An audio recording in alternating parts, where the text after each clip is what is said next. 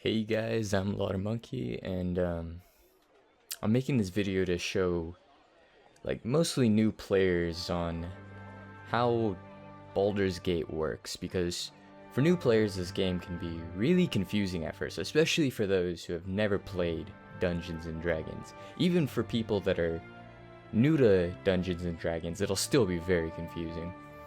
So I'm just gonna show the basics, nothing too complex. Now we start off with a character generation, and they give you some pre-generated characters, which is great and all if you don't really feel like going into all the stats and stuff, but you're playing Baldur's Gate. Why would you not want to go into stats? So you can just, if you want to create a custom character, just go ahead and click create character at the bottom of the screen. Now it gives you the option to choose your gender, but in Baldur's Gate gender really doesn't matter. It changes your stats, or it doesn't change your stats at all.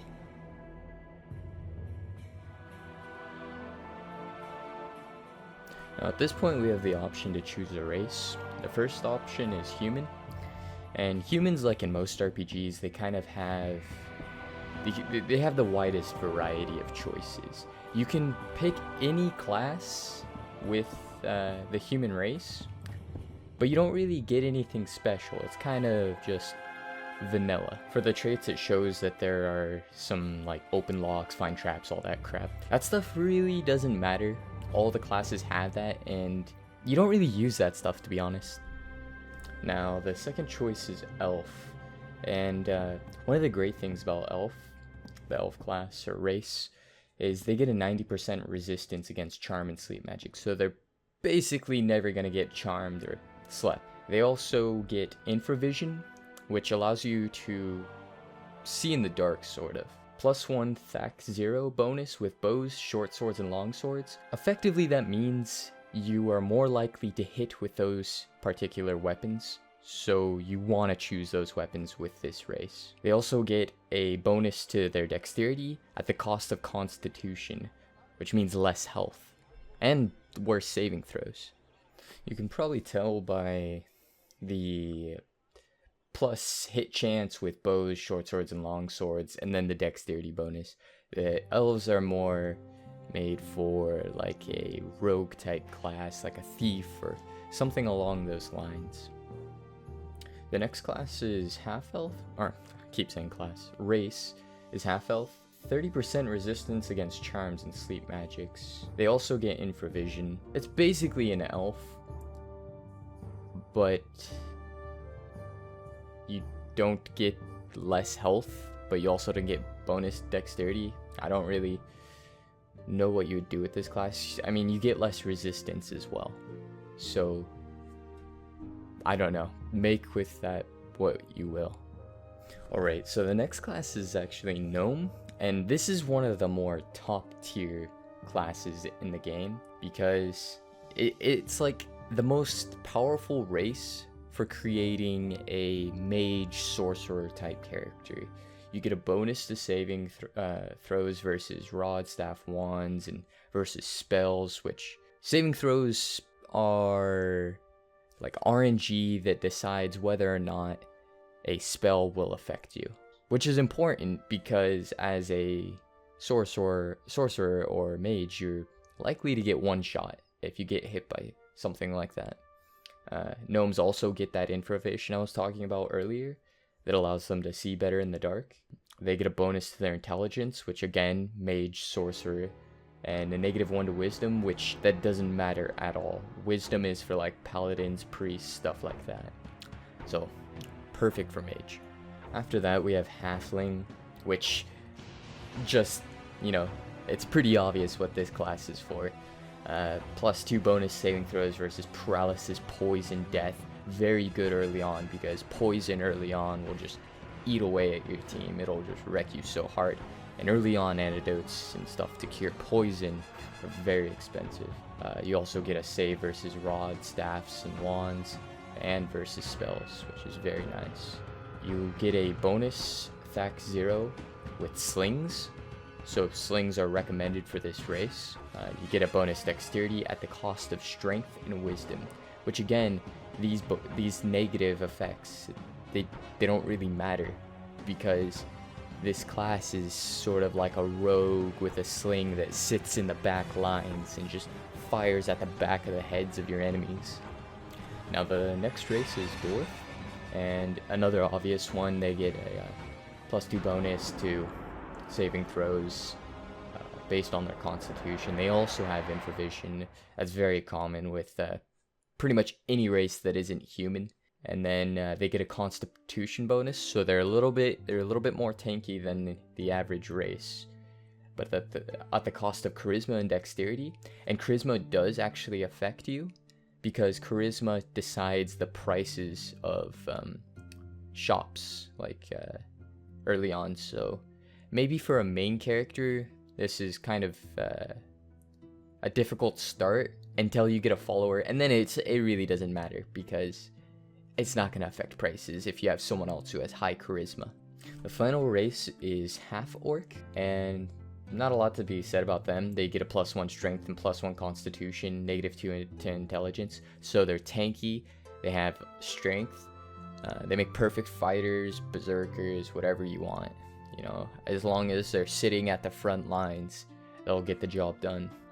Now we have classes. The first class is Fighter. I'm just going to talk about the basic classes. I'm not going to go into like the subclasses, because they're just like the basic, but like swap out maybe a specialization slot for some special ability.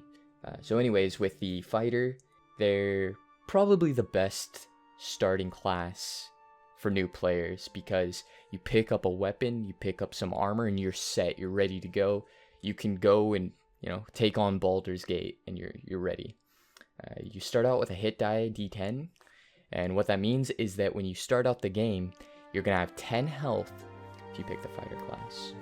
So you start out kind of tanky, and the hit die also means with each level, you roll a D10, add your Constitution modifier, and that's how much health you get per level. The other good thing about fighters is that you are allowed to use any weapon in the game. You can specialize in any weapon, and you can take them to Grand Mastery. So you can just be completely a boss with like a flail and just smashing some hobgoblin heads. Next class is Ranger. It's similar to the Fighter, but the thing is that they're actually capable of casting druidic spells at level 8. And then the other thing is that they do also have the D10, you know, very similar. They can wear lots of armor, they can use any weapon, helmets, all that good stuff. They're also, unlike the Fighter, they're capable of hiding in shadows. That's sort of like a stealth capability in the game. And now we have Paladin. Everyone knows what a good old Paladin is. Just a fighting cleric, basically. They're capable of casting priest spells. They also have high hit points, D10, and they're capable of using any weapon, helmets. The thing about this class, though, is because you are kind of splitting between a fighter and a priest, you're not particularly good at either of them. You are able to turn undead, which is worth mentioning. So when you start off the game, you're gonna be like, what the hell does that even mean, turn undead? It actually means that you take a check, like you compare your level to the enemy's level, if it's undead, of course. And if you meet the required level, you will fear the undead and they will just run away from you. This level check is taken once per round. But if you're really high level, if you're much higher level than they are, you'll actually just blast them out of existence. They're just gone. Can be powerful at higher levels. So it's not a good starting class. Not the best starting class. Next you have Cleric. I mean, this is pretty obvious. It's the healer. They have slightly less hit points. They are still a little bit tanky. They got a D8. So you're going to be starting out with like 8 health or something like that. They can wear any armor, you know, for a healer that's pretty good. Able to take some hits. Of course, they're able to cast priest spells, and they're also, like the Paladin, capable of turning undead. The problem with starting with Cleric is that you really don't have any damage, I guess. It's kind of similar to Fighter, I guess, but you might as well just get a follower, right? You might as well just get someone else that is capable of healing. Next class is Druid. Now, Druid is actually sort of an interesting class. You're able to shapeshift once you reach level 7. You have a good amount of hit points, you have a D8. They're able to cast Druidic spells, and in case like you're wondering like what the hell are even Druidic spells? It's things that something like heal or entangle. It allows you to debuff your enemies and heal your allies. You're also allowed to summon creatures. It is worth taking note that Druid is only capable of using scimitars, daggers, clubs, spears, quarterstaffs, darts, and slings. And next we have Mage. Now this is getting into the squishy classes, and I really don't recommend this class for new players. You're not able to wear armor because it'll prevent you from casting spells. You only have a D4 of health. So you're going to start this game, and if you get hit, you can get one shot. It will happen. The advantage is you're able to cast arcane spells, and arcane spells, you aren't able to cast as many early on, so it can be a little bit difficult. It's not really recommended for new players. Now next we have Thief. This is another class I don't recommend for new players. You start off the game very squishy. You start out only capable of wearing like studded leather or lower, so you're not very tanky. You don't deal a lot of damage. So what's so great about the Thief? You have that Hide in Shadows ability, and you have a Backstab ability, which multiplies the amount of damage you're able to put out depending on where you're standing. Now, positioning is very important with this class, which is why I don't recommend it. Another important thing to mention about the Thief class is you're able to set snares, and snares do a lot of damage. If you're able to set them, it is random. It does require a skill. You have to have a not high enough skill level in placing traps, or else you'll likely fail placing the trap. It is possible. And then there's Bard. Now, Bard has a hit die of D6. That's the same as the Thief, so still kind of in the squishy area. Bards are the kind of class that you sit at the back of the party and they just kind of chill, and maybe they fire a couple of bullets at the enemy, using a sling, of course. And they have the ability to use a bard song, and it just makes you immune to fear, which later on in the game, I haven't really seen it as a problem. I've never had too many party members just like running away, but early on it does happen. So it is an effective ability. I don't really recommend this because you are able to get a bard member in your group early on in the game. So you might as well pick another class that you don't want to have two bards in your group, you know. Bards are able to cast arcane spells and stuff at 2nd level, so that's worth noting. They are capable of casting spells. That's a lot of where their power comes from. So if you're new to the game and you're like dead set, I want to be a spellcaster, but you don't really know any of the spells in the game, which is important to know the spells, right? Sorcerer is the perfect class. This class, instead of having to learn spells and put them in your spell book, you just know new spells when you level. You just gain them, and you don't have to rest. Well, I mean, you have to rest to refresh them, but you don't have to rest to remember them. And I'll explain how spells work once we get into the gameplay. They have a D4 hit die, which means just like the Mage, they're very squishy. Alright, now we have Monk. I don't really want to talk too much about the Monk. I know a lot of people are going to be like, oh, Monk, that sounds badass. I'm going to get in there and just, you know, punch people to death without any armor on. But my goodness, if you try to do that, you will die so many times. The Monk it requires a certain... It requires a lot of things. It requires positioning. He gets stronger with levels, so you kind of just want him to sit back and leech. He doesn't really do much early on, but later on he gets some pretty interesting abilities. It's a fun class to play, so I wouldn't recommend it for newer players. The final class is Barbarian, and I think this is a pretty decent class for starting off. Some people might have trouble understanding how the rage ability works, but pretty much just makes you deal more damage, right?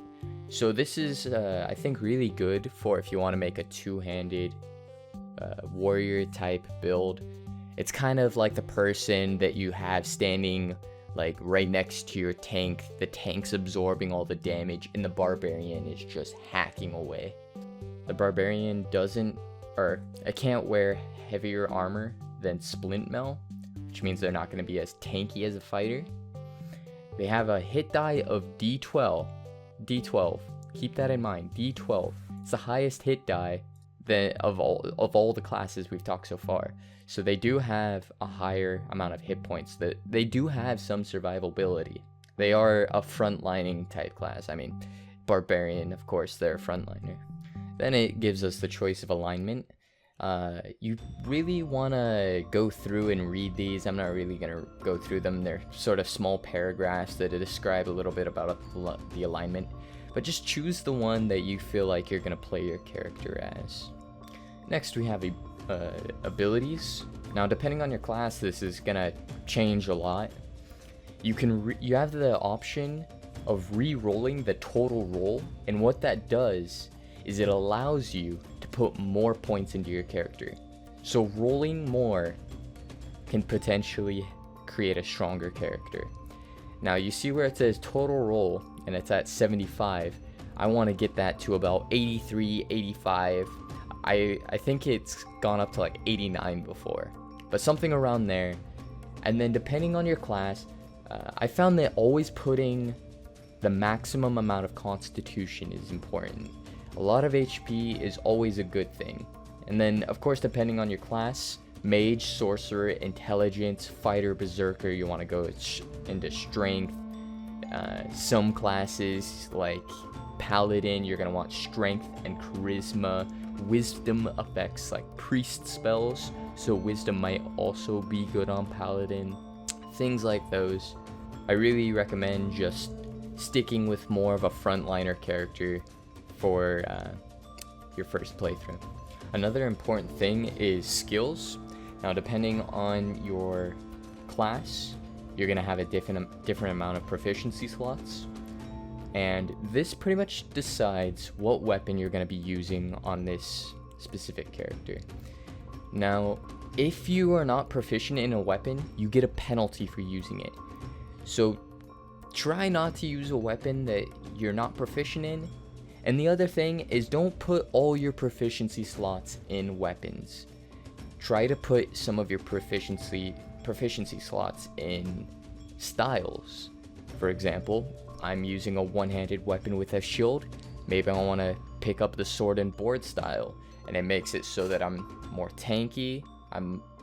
I don't get any penalties, and just makes you stronger.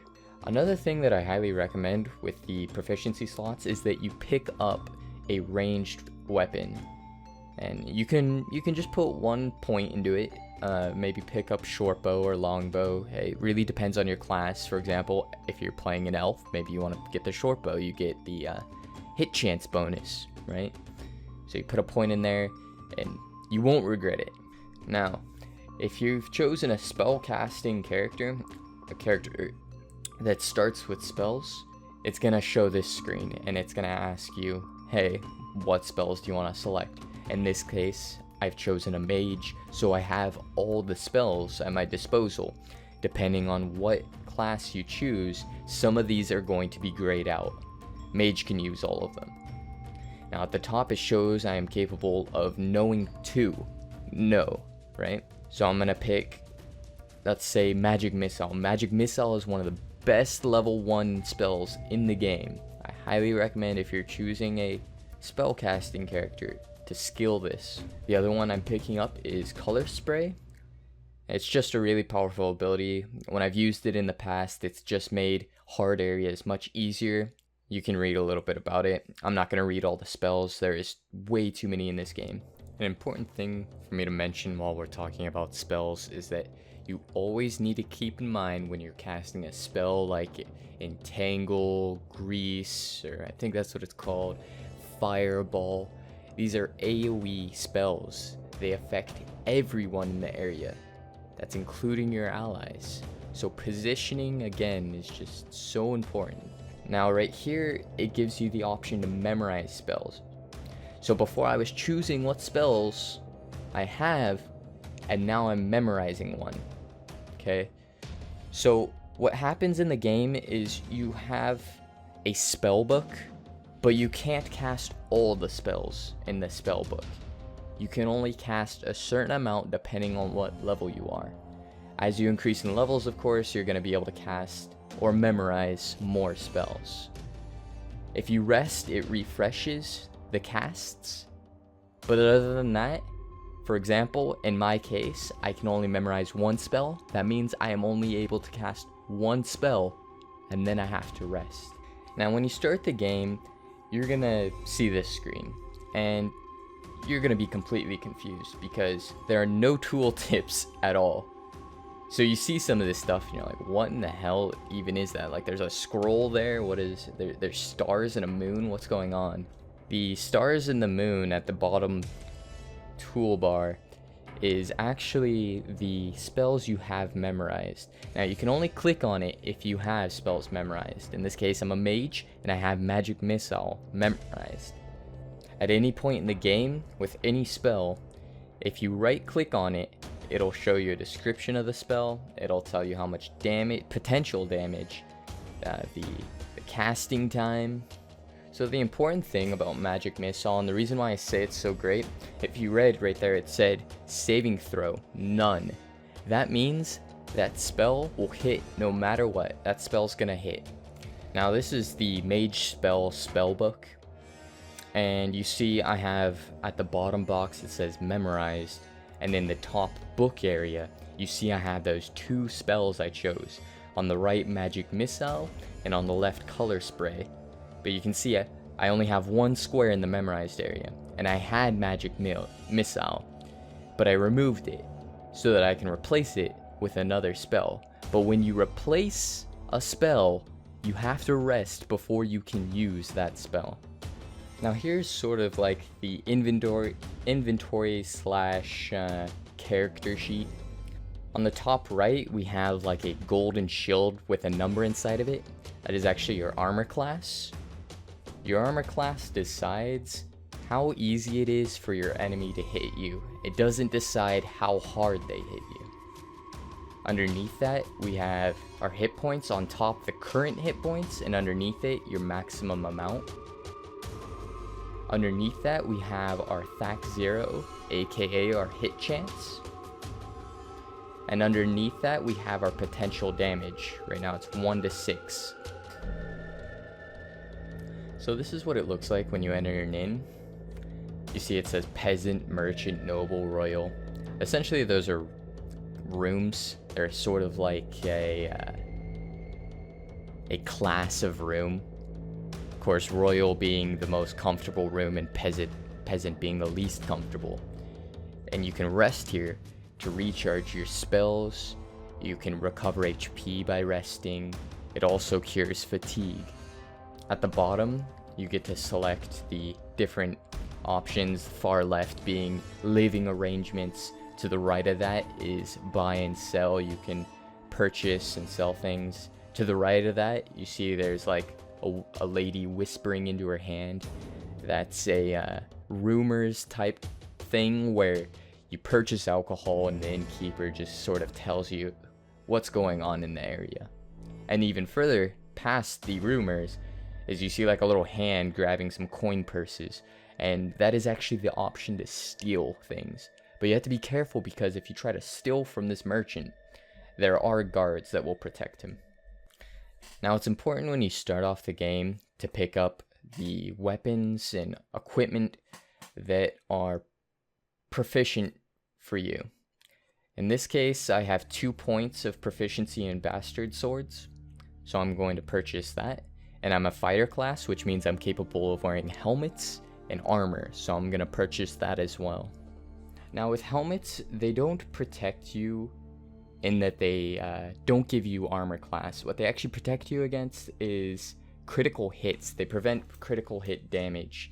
And this is important to wear on fighters because it's very good to prevent critical hit damage. It prevents them from just melting in front of enemies. And mages and squishy thieves and stuff aren't capable of wearing these. Now you see when I equip the sword, the attack goes from 1 to 6 to 4 to 10. It's pretty much saying I went from a chance of rolling a 1 damage to a chance of rolling 4 damage, right? And then you even further have a chance to roll higher than 1 or 4. Like 1 or 4 is the lowest, and then 10 or 6 is the highest. I may have said that more complicated than it should have, but I think you get the point. You can see too, as I equipped the Bastard Sword, it increases my Thax 0. It increases my chance to hit. And why is that? I wasn't proficient in quarterstaffs, so I got a penalty for wielding it, right? I got a +2, I believe. And then with the Bastard Sword, I get a -1. Now, negative Thax 0 is good. You want to have it negative, because it means you have to roll a lower number. You have to roll a lower number to hit successfully. Same thing with the Thax 0. When you equipped armor, you see your armor class starts at about 10. You equip your armor, and then it goes down to 7. Lower is better. Lower armor class means it's harder for your enemy to hit you. Equip the shield, it goes down to 6. Even better armor. And you see too, what shields not only do, or they don't only increase armor class, but they increase missile adjustment, which means when someone fires arrows at you, you're going to be protected. Now with everything equipped, let's do some more like math stuff. How would you calculate the chance, the Thax 0, if I was to Sudoku stab my sword in my own character, try with a Thax 0 of 19 to an armor class of 6?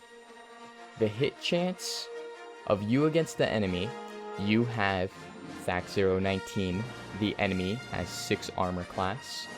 19 minus 6, so that's 13, right? So that means you have to roll a 13. You have to roll a 13 or higher.